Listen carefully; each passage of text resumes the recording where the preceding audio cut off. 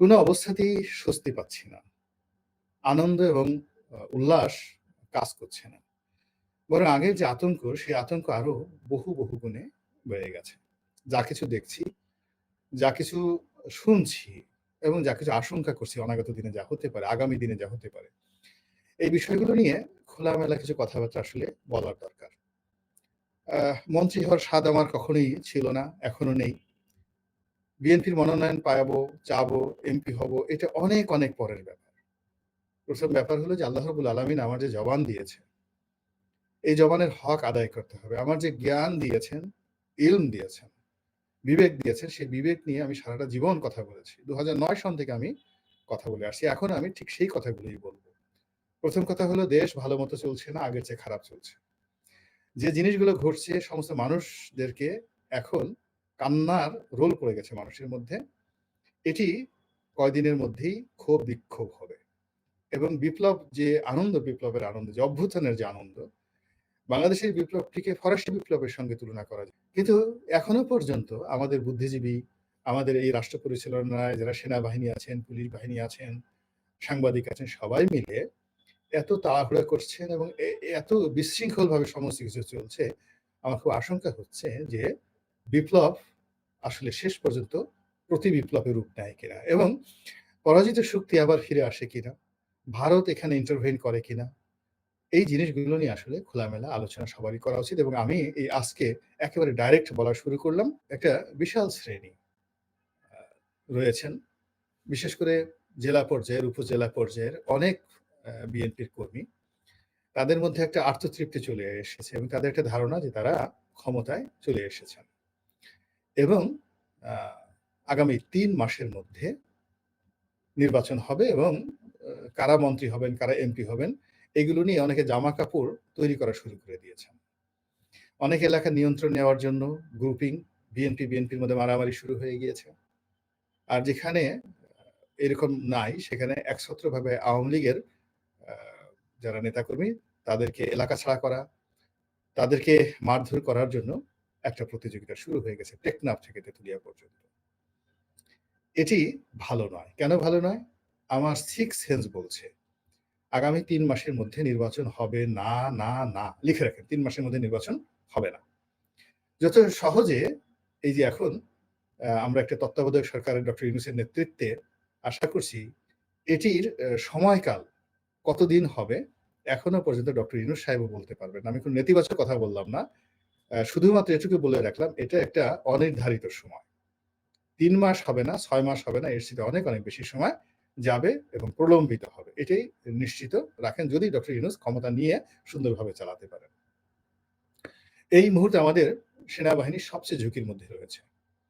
সেনাবাহিনীর মধ্যে ক্যান্টনমেন্টের মধ্যে যারা আওয়ামী লীগপন্থী ছিলেন, তারা যে ভয়ানক দুর্দশার মধ্যে পড়েছেন তার সঙ্গে এখন পুরোটিতে আ বিএনপিপন্থী আসলে সেনাবাহিনীর মধ্যে ঐরকম কোনো কর্মকর্তা ভালো পর্যায়ে আছেন আমার জানা নাই। তবে এখানে জামাতপন্থী নেতারা মানে জামাতপন্থী নেতাদের আত্মীয়স্বজন সেনাবাহিনীতে যে খুব ভালো পদে আছে তার প্রমাণ হলো যে একেবারে ইমিডিয়েটলি এই বিপ্লব ঘটার সঙ্গে যেভাবে আয়না ঘরে সাধারণ মানুষ চলে গেল, যেভাবে সেখান থেকে মীর কাসেম সাহেবের ছেলেকে উদ্ধার করা হলো, যেখানে গোলাম আজম সাহেবের ছেলে আজমি সাহেবকে সেখান থেকে উদ্ধার করা হলো। এতে একেবারে স্পষ্ট যে ক্যান্টনমেন্টে জামাতের অত্যন্ত শক্তিশালী একটি গ্রুপ এই মুহূর্তে অনেক কিছু নিয়ন্ত্রণ করছে বা প্রভাব হচ্ছে।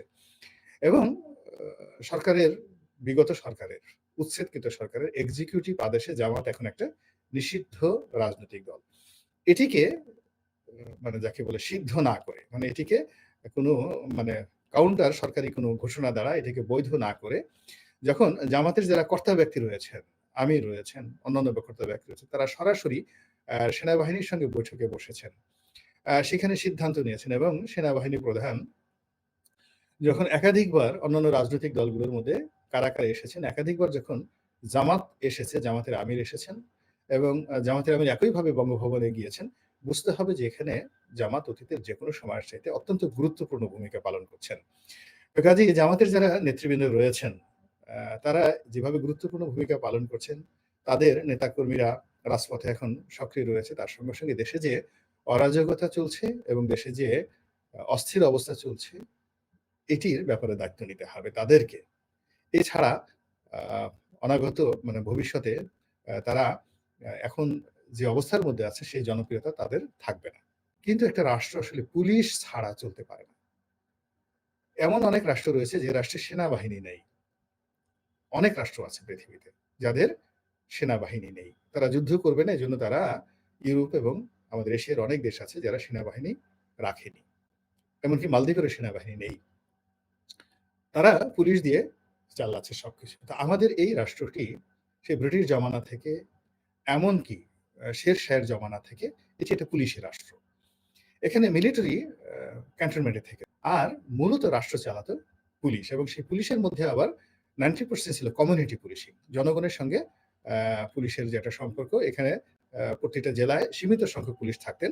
আর 90% পুলিশের দায়িত্ব পালন করতেন সাধারণ জনগণ। তাদেরকে সেইভাবে দায়িত্ব দেওয়া হতো। এমনকি ম্যাজিস্ট্রেটও ছিল সাধারণ জনগণের মধ্যে। শের শাহের জমানা। ওয়ান অফ দ্য ফাইনেস্ট এরা ইন দ্য ওয়ার্ল্ড হিস্ট্রি সারা দুনিয়ার ইতিহাসে। সেখান থেকে পড়ে দেখবেন এবং এমন ঘটনা ঘটেছে যে ১ বস্তা স্বর্ণমুদ্রা ফেলে যাওয়া হয়েছে কোনো একটা এলাকাতে। ১ বছর পরে এসে ঠিক সেই জিনিসটি সেখানেই পাওয়া গেছে। এইরকম উন্নত পুলিশি ব্যবস্থা শের শাহের জমানাতে ছিল এবং পরবর্তী মোগল আমলে আ ঠিক এই পুলিশি ব্যবস্থাটি চালু ছিল এবং সেই পুলিশি ব্যবস্থাটাই ব্রিটিশরা কিন্তু এখানে চালু করে। সেই পুলিশ আ ব্রিটিশ আমার জানা মতে এরকম নিজেদেরকে গুটিয়ে সমস্ত থানা বন্ধ করে তারা পালিয়ে রয়েছে এবং অনেক বড়, বড় পুলিশ কর্মকর্তা জীবনের ভয়ে তারা পালিয়ে আছেন। তারপরে তারা কর্মবিরতিতে আছেন। আমি এইরকম দৃষ্টান্ত বাংলার ইতিহাসে দেখিনি। মুক্তিযুদ্ধের সময় এরকম ঘটনা ঘটেছে কিনা ৭১ সনে আমি বলতে পারব না। যারা ওই সময়তে বড় ছিলেন যেহেতু এই ঘটনা দেখিনি আর এরকম যা কিছু হচ্ছে এটা আমার কখনো জানা নাই। কাজেই এই বিষয়টা নিয়ে আমি কোন কিছু বলতে পারব না। কিন্তু এখন এই যে পুলিশরা দায়িত্বে নেই, কর্তব্য নেই, আনসার বাহিনী দায়িত্ব পালন করার চেষ্টা করছেন, সেনাবাহিনী চেষ্টা করছেন, ছাত্ররা করছেন। এটা অন দ্য লং রানে এগুলো যাবে না। এই জিনিসগুলো এলোমেলো হয়ে যাচ্ছে সমস্ত কিছু এবং এভাবে যদি আরো ৪-৫ দিন চলে, ৪-৫ দিন চলার পরে যে কি অবস্থা হবে তখন এই সাধারণ জনগণ তারা আবার রাস্তায় বের হয়ে আসবে এবং এই বিপ্লবের যারা নেতা তারা রীতিমতো ভিলেনে পরিণত হবেন এবং বিপ্লবের যে সুফল এটি আমাদের জন্য যাকে বলা হয় বুমেরাং হবে এবং প্রতিবেশী রাষ্ট্র নিয়ে যে সকল গুঞ্জন রয়েছে, তাদের চক্রান্ত নিয়ে যে সকল গুঞ্জন রয়েছে, সেগুলো আবার কাউন্টার হওয়ার সম্ভাবনা দেখা দিয়েছে এবং তা যদি হয়, জনগণের চাইতে আমাদের যে সেনাবাহিনী, যারা এই বিপ্লবকে সহযোগিতা করছেন, তারা সবাই বিপদে পড়বেন। আমি এই শহরে চলাফেরা করছি, কিন্তু এই শহরের কোনো কিছু আমি স্বাভাবিক দেখছি না। সবকিছুর মধ্যেই অস্বাভাবিকতা। এই যে ব্যাংকগুলো আ ভয় পাচ্ছে খুলতে বিকজ পুলিশ নেই। যেকোনো ব্যাংক লুট হতে পারে। যেকোনো ব্যাংকে সন্ত্রাসীরা ঢুকে যেতে পারে। কালকে দেখা গেল যে এয়ারপোর্টের একটি ব্যাংকের মধ্যে প্রায় ২,০০০-২,৫০০ লোক সে তাড়া করে একজন তাদের লোককে অপছন্দের লোককে পেয়েছে তাকে মারার জন্য সে ব্যাংকে ঢুকে গেছে। এখন সেই লোক আ কোনো জায়গা না পেয়ে যাকে আক্রমণ করা হচ্ছিল তাকে কি করা হলো? আক্রমণ করার জন্য তাকে সে ব্যাংকে ঢুকেছে এবং তাকে সেই ব্যাংকের মধ্যে লোকজন ঢুকে পড়েছে। ভাগ্য ভালো সেখানে সেনাবাহিনী আসছিল, পুলিশ পাওয়া যায়নি, র‍্যাব পাওয়া যায়নি। এই কারণে ঢাকা এয়ারপোর্টে সোনালী ব্যাংক শাখাটি রক্ষা পেয়েছে। আদারওয়াইজ এটা কিন্তু লুট হয়ে যেত সেদিন। এক মন্ত্রীর অফিস, সাবেক মন্ত্রী এবং বর্তমান সংসদ সদস্য হিসাবে এই যে বিলুপ্ত পার্লামেন্টে ছিলেন তিনি। তো তার অফিস ভাঙচুর করার জন্য একটা দুর্বৃত্ত গ্রুপ আসছে।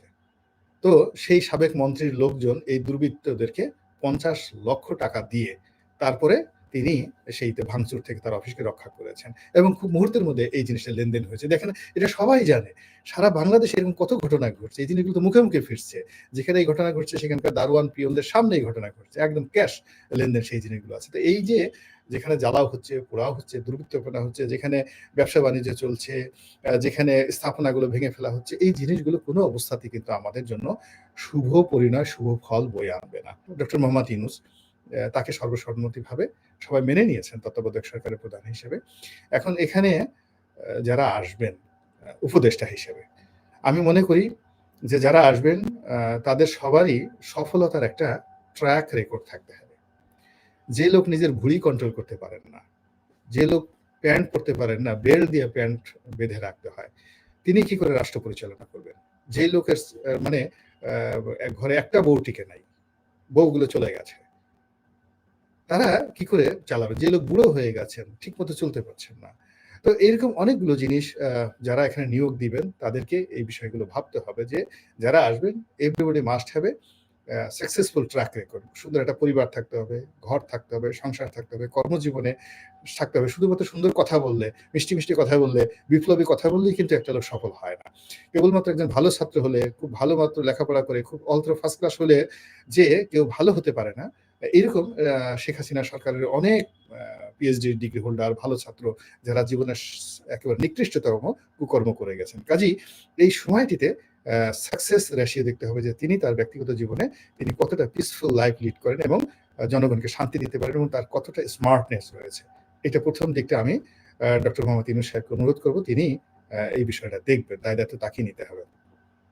দ্বিতীয়ত হলো যে এখানে আ স্টেক হোল্ডার হলো ১ম স্টেক হোল্ডার হলো জনগণ। মানে আমরা যা কিছুই করতেছি সব জনগণের জন্য।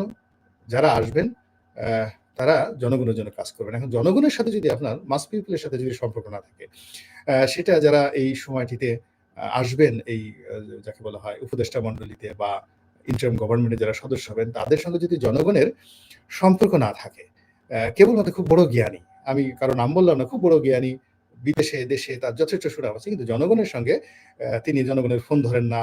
তার দরজা কোনোদিন জনগণের জন্য খোলা ছিল না। কোনো জনগণকে ১ কাপ চা কোনোদিন খাওয়ান নাই, মুড়ি খাওয়ান নাই। এই সমস্ত লোকজন দিয়ে আপনি সাজাতে পারবেন। দেখতে ভালো লাগবে যে এরা লেখাপড়া জানা, অনেকগুলো পিএইচডি আছে। কিন্তু আল্টিমেটলি যা করতে চাচ্ছেন এটার একটাও হবে না।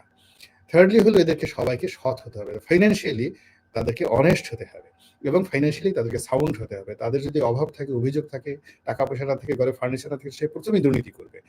এর কারণ হলো অনেকগুলো লোক তাদের কাছে আশ্রয় নিতে আসবে, দুর্নীতি করবে।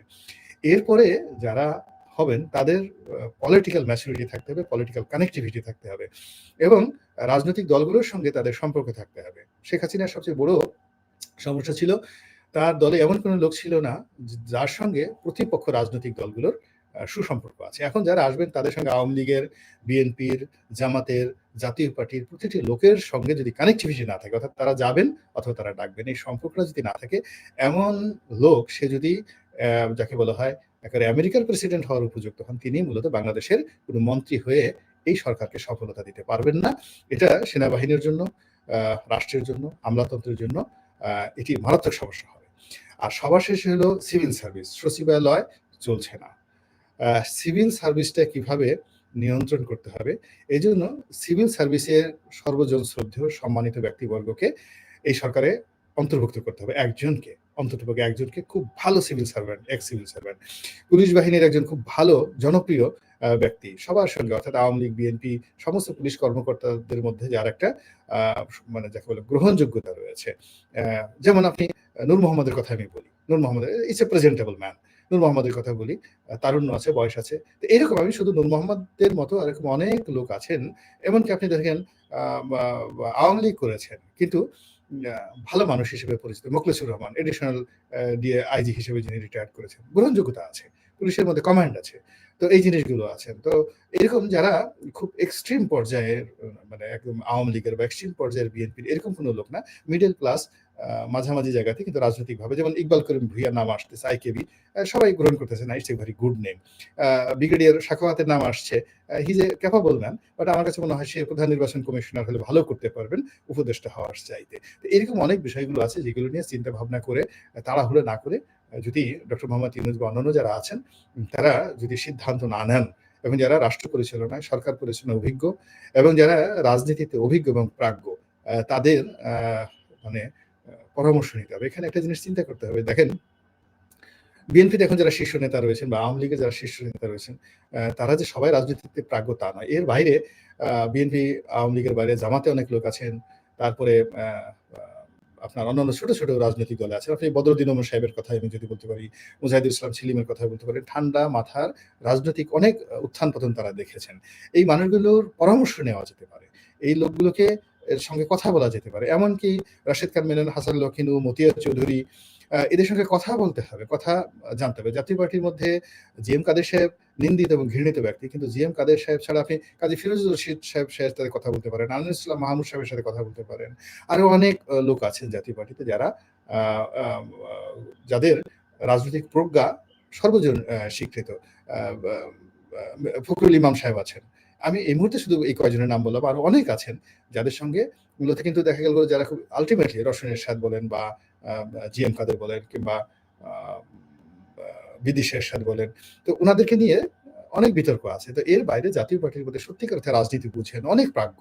এমন আওয়ামী লীগের ১০ জনকে তারা পড়াতে পারেন। তোফায়েল আহমেদ সাহেবের পর্যায়ের অনেক লোক জাতীয় পার্টিতে আছেন। জামায়াতে অনেক লোক আছেন, অনেক প্রাজ্ঞ লোক আছেন। তো তাদের সঙ্গে কথা বলে ধীরে সুস্থে রাষ্ট্রকে শৃঙ্খলার মধ্যে না আনতে পারলে আমরা যে কি বিপদের মধ্যে পড়বো একমাত্র আল্লাহ রাব্বুল আলামিন জানেন। আপনারা আমার জন্য দোয়া করবেন। আমিও আপনাদের জন্য দোয়া করি। আসসালামু আলাইকুম ওয়া রাহমাতুল্লাহি ওয়া বারাকাতুহু।